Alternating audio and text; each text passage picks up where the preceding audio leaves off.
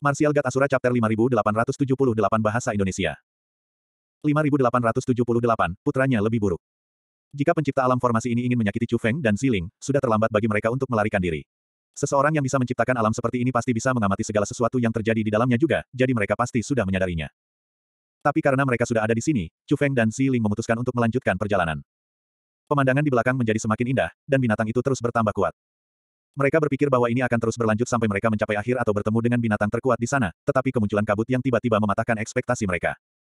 Ini bukanlah kabut biasa. Itu begitu luas sehingga menutupi seluruh cakrawala seolah-olah seluruh dunia telah dilahapnya. Chu Feng membentuk formasi isolasi di sekelilingnya dan Ziling sebelum mereka berdua melangkah ke dalam kabut. Area di dalam kabut sangat luas dan tidak ada kehidupan, meskipun bangkai binatang dapat terlihat di mana-mana. Binatang buas ini pasti sudah lama mati hingga tinggal tulang belulang. Semakin jauh mereka memasuki kabut, semakin sedikit bangkai yang mereka lihat. Akhirnya sampai pada titik di mana mereka tidak dapat melihat bangkai lagi. Kakak, kabut ini adalah sebuah formasi, kan? Ziling bertanya. Memang benar, tapi kamu tidak perlu khawatir. Saya masih bisa membedakan arahnya untuk saat ini, jawab Chu Feng. Kabut ini mirip dengan formasi labirin, dan dibutuhkan mata yang tajam untuk menavigasi di dalamnya. Selain itu, ada racun di dalam kabut juga. Hal ini tidak akan menimbulkan masalah dalam jangka pendek, namun bisa berbahaya jika seseorang terjebak di dalamnya terlalu lama. Inilah alasan mengapa tidak ada binatang hidup di dalam kabut. Mereka yang berani memasuki kabut telah kehilangan nyawa. Itu akhirnya menjadi tempat di mana tidak ada binatang buas yang berani masuk ke dalamnya. Tiba-tiba, Chu Feng menghentikan langkahnya. Samar-samar dia bisa melihat gerbang pembentukan roh setinggi 10 meter di depan. Kakak Chu Feng, apakah itu pintu keluarnya?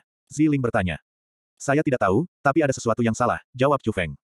Itulah alasan dia mengamatinya dari jauh dan bukannya mendekat. Dia ingin memastikan terlebih dahulu apakah gerbang pembentukan roh itu berbahaya atau tidak. Apa yang salah tentang hal itu? Ziling bertanya. Gerbang pembentukan roh ini tampaknya baru saja muncul, tapi sejauh ini kita seharusnya tidak memicu formasi apapun, jawab Chu Feng. Maksudmu ada orang lain yang menciptakan gerbang pembentukan roh ini? Ziling bertanya dengan ekspresi gelisah di wajahnya. Ledakan. Bumi tiba-tiba berguncang, tetapi tidak terjadi apa-apa lagi setelahnya. Namun, Chu Feng menggenggam tinjunya dan berbicara dengan keras, Tetua, saya pernah memperolehnya dari pertemuan kebetulan di Gunung Suci Laut Asal, tetapi saya tidak berani menjelajah terlalu dalam saat itu karena budidaya saya yang terbatas. Saya datang ke sini hari ini untuk menebus penyesalan masa lalu saya, serta untuk melihat apa yang tersembunyi di dalam sini. Saya tidak bermaksud menyinggung perasaan Anda. Jika kamu mau, kami akan pergi sekarang juga. Tidak ada tanggapan terhadap kata-kata itu. Ziling mengirimkan transmisi suara ke Chu Feng, bertanya, apakah kamu memperhatikan seseorang? Tidak sama sekali, tapi kami sudah terjebak. Gempa sebelumnya disebabkan oleh aktivasi formasi penyegelan yang kuat di sekitar kabut, jawab Chu Feng melalui transmisi suara juga. Ada orang lain juga di sini. Apakah mereka dari era kuno? Ziling bertanya. Saya tidak tahu, tapi saya tidak akan mengesampingkan kemungkinan itu, jawab Chu Feng. Dia dengan sopan menanyakan beberapa pertanyaan lagi, dan Ziling bahkan ikut bergabung juga. Mereka tidak menerima balasan apapun, meskipun mereka juga tidak dihukum. Mereka terjebak di sini. Jadi, Chu Feng beralih ke gerbang pembentukan roh. Formasi penyegelan yang menjebak mereka bukanlah formasi biasa, itu dikatalisasi oleh harta karun yang kuat.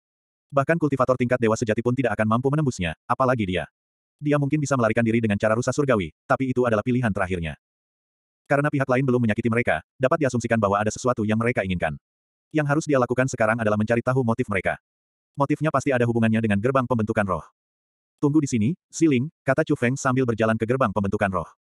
Sekarang dia sudah lebih dekat ke gerbang pembentukan roh, dia bisa melihat ada sesuatu yang tersembunyi di dalamnya.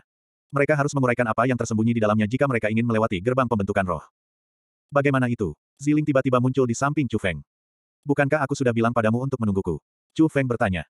Gerbang pembentukan roh sedekat ini. Apa menurutmu aku akan aman jika terjadi sesuatu padamu? Karena kita bepergian bersama, kita juga harus maju dan mundur bersama, jawab Ziling. Chu Feng menjadi tidak berdaya, tapi dia harus mengakui bahwa kata-kata Ziling masuk akal. Ziling juga mulai memeriksa gerbang pembentukan roh. Gerbang ini cukup menarik. Saya bisa mengamatinya tanpa menggunakan teknik spiritualis dunia. Saya kira tidak ada batasan pada gerbang ini, sehingga baik para penggarap maupun spiritualis dunia dapat menguraikannya. Apakah ini jalan keluarnya? Ini seharusnya jalan keluarnya. Apakah kamu dapat menguraikannya? Chu Feng bertanya.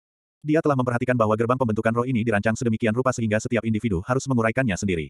Dia tidak akan bisa menyampaikan metodenya kepada Ziling, yang berarti dia hanya bisa mengandalkan dirinya sendiri. Apakah kamu sudah menguraikannya? Ziling bertanya. Saya bisa memasukinya, tapi ada batasan di gerbang pembentukan roh yang mencegah saya menyampaikan metode ini kepada Anda, jawab Chu Feng. Tidak apa-apa. Saya akan mencobanya sendiri, jawab Ziling. Chu Feng benar bahwa ada pembudidaya lain di sini. Dua siluet berdiri di atas kabut, salah satunya seukuran manusia biasa, sedangkan yang lainnya adalah makhluk kolosal dengan tinggi lebih dari 10.000 meter. Yang terakhir ini memiliki siluet kabur sehingga sulit untuk menentukan apakah itu manusia atau binatang, tapi kemungkinan besar itu adalah binatang. Anak nakal yang sombong. Dia mengklaim bahwa dia bisa melewati gerbang pembentukan roh ketika dia hampir tidak melihatnya.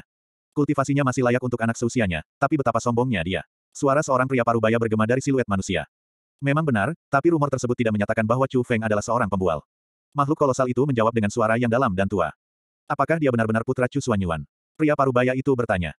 Dia memang putra Chu Xuanyuan. Dia adalah individu yang paling banyak dibicarakan di dunia kultivasi dalam beberapa hari terakhir, jawab makhluk kolosal itu.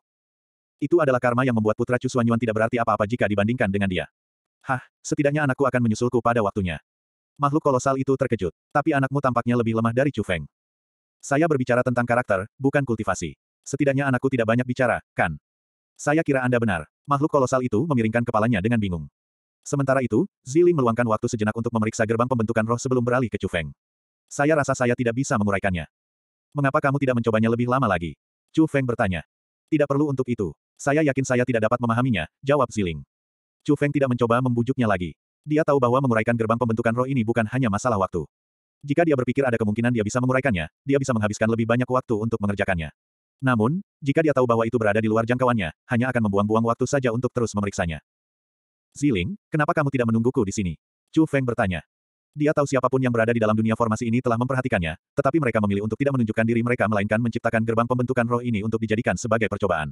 Jika orang-orang itu memendam niat jahat, mereka bisa saja mengakhiri hidup mereka, tidak perlu melakukannya secara tidak langsung. Karena mereka sudah ada di sini, sebaiknya dia menyelesaikan masalahnya. Silakan, Kakak Chu Feng. Aku akan menunggu untuk Anda. Ziling dengan patuh mengangguk. Tunggu aku. Saya akan keluar secepatnya, jawab Chu Feng. Pria parubaya di langit menggelengkan kepalanya dan mendengus, membual lagi. Putra Chu Xuanyuan benar-benar tidak disukai. Sementara itu, Chu Feng berbalik dan berjalan menuju gerbang pembentukan roh. Pria parubaya itu menggelengkan kepalanya saat melihat pemandangan itu dan membeku. Aku tidak berpikir dia sedang membual, kata makhluk kolosal itu.